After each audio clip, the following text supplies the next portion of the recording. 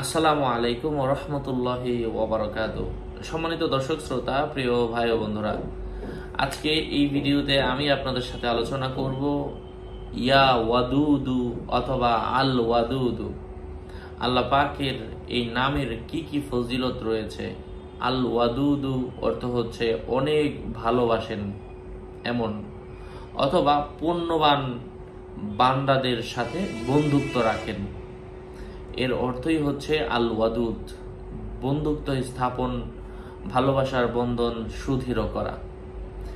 আমি আপনাদের সাথে আলোচনা করব, সাথে আছে আমি মুফতি জুবায়ের ইমাম।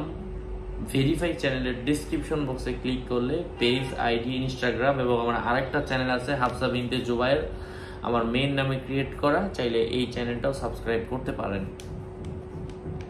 তো যদি স্বামী স্ত্রীর মধ্যে মিল মোহাব্বত না থাকে, একে অপরকে ভালো না বাসে, একে অপরের সাথে তর্কে জড়িত হয়, কথায় কথায় ঝগড়া হয়, তারা যদি 1000 বার পাঠ করার পরে মাথা নত করে আল্লাহ পাকের দরবারে হাত উঁচু করে আল্লাহ পাকের কাছে দোয়া করে, আল্লাহ পাক তাদের দোয়া কবুল করে নেন। সুবহানাল্লাহ।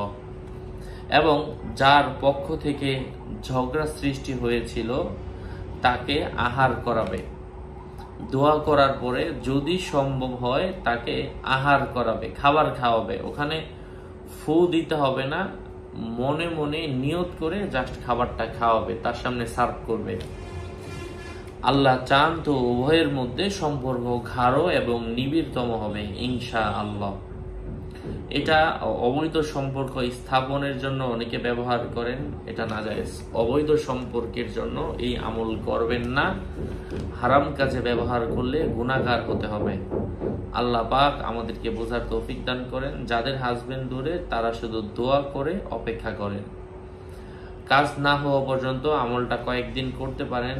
আমি আশাবাদী আল্লাহ পাকের নাম, আল্লাহ পাকের রহম যদি হয়, করম যদি হয়, আল্লাহ পাক দিয়েই দিবেন ইনশাআল্লাহ। আগেও বলেছি, নিচে খেয়াল করতে হবে। আসসালামু আলাইকুম ওয়া রাহমাতুল্লাহ।